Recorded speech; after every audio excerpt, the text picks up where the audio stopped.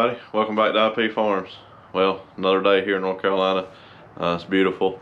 We've got some loader maintenance to do. I've kind of neglected it. I've got a pen that's not taking grease, and I've got a couple bucket teeth that I noticed the other day after doing the rough grading were turned sideways. Got a couple bolts that came out of those, so we've got it pulled back up here in front of the shop, and we'll see if we can get that pen out, see what we can do with that, and get the loader teeth bolted back down, grease everything up, check it over, fill it up with fuel, and then we'll head back down into the field sometime soon. So let's see what we can get into. Okay, need to get this pen out. Need to do a little loader maintenance here before I get back to clearing. This pen, the grease fitting, has basically seized up. Sure, it's just got some old grease in it, whatnot. So I'm gonna try to get it out and see if I can clean the grease passage up, give it a good greasing. And we got some loader teeth that bolts came out of. Need to straighten those up, so we'll get a little bit of that. This safety pin was in there, done moved it a little bit, taking it out. So let's see if we can tap the pin out without causing catastrophic damage here.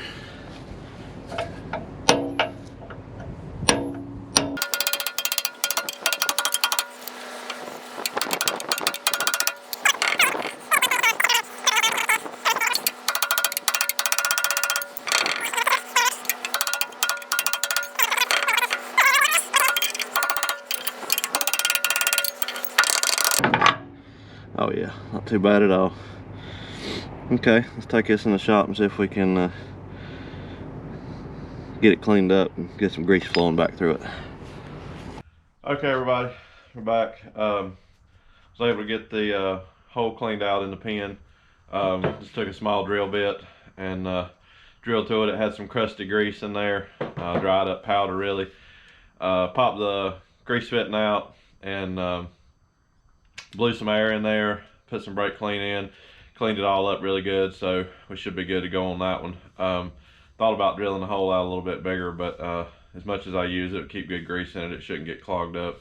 Pen's not too awful bad, but anyway, sorry I didn't get any of that. I still haven't figured out really how to do these videos when I'm working on stuff without just making them long and drawn out. So you gotta drop it down in the comments and tell me if you'd rather have a longer video with more detail and talking during it, explaining what I'm doing, or just kind of do like we did on the 1086 video and just do it and bring you back and explain some of it. So I'm gonna get this out there and get this ready to get put back in, get some grease in it, and then we'll get started on the bucket teeth.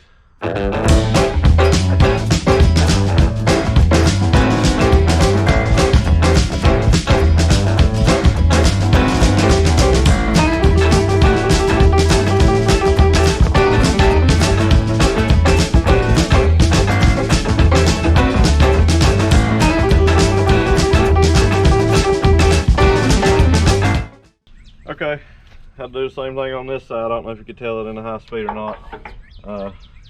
Little hole was gummed up again. Don't really understand that. I just greased it. I used it twice since I greased it, but I must have been in a hurry and thought that this was the one that didn't take grease.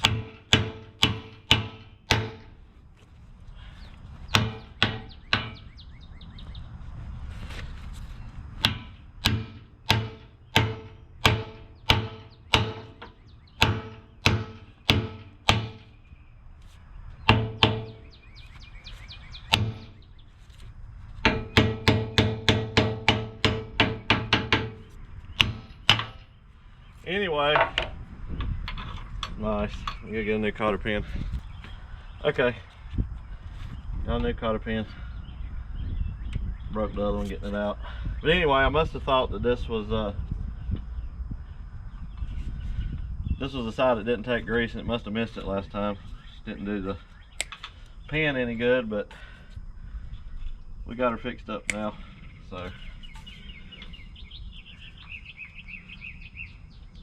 pretty simple on this unit, getting the pins out, no C-clips, no anything I do like that. I noticed that when we first got it.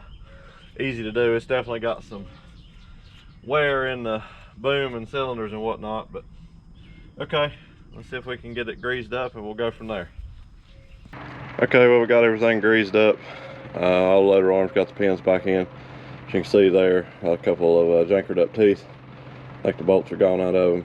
I'm gonna work and get the mud and dirt and debris out of the bolt holes and check all of them, get those back situated, and check the air filter, blow the radiator out, top off the fluids, fill it up with fuel. I believe we'll be good.